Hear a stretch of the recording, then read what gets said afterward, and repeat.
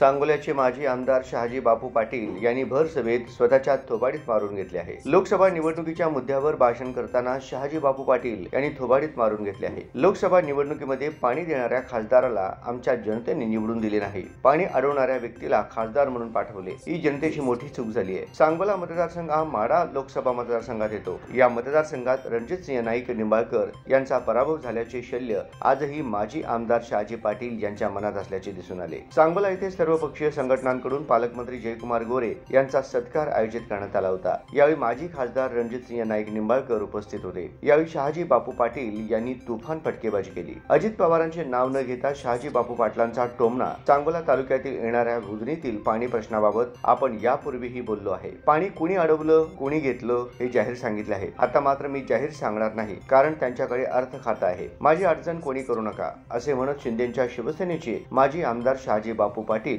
यांनी अजित पवारांचे नाव न घेता उजनीचे पाणी बारामतीला जात असल्याचा अप्रत्यक्ष उल्लेख केला। भाजपासाठी माजी शिवसेना आमदारांची तळमळ। एकनाथ शिंदेच्या शिवसेनेचे माजी आमदार शहाजी बापू पाटील यांनी आमदार असतानाचा अनुभव सांगितला। सांगोला मतदारसंघाला आजपर्यंत कोणी दिला नाही इतका सर्वाधिक निधी शिवसेनेचा आमदार असतानाही मला देवेंद्र फडणवीस यांनी दिला। त्यामुळे आपण भाजपचे उपकार कधी विसरणार नाही। आपले संपूर्ण आयुष्य भाजपसाठी तळमळ करत राहील असे विधान माजी आमदार शहाजी बापू पाटील यांनी केले।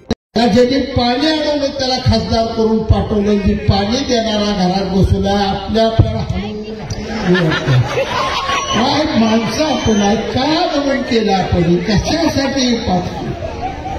आज त्या माणसाने इथे एवढा सत्कार द्यावा, त्या माणसाने हाल घेतला नाही, गोष्ट काळजाचा कुठली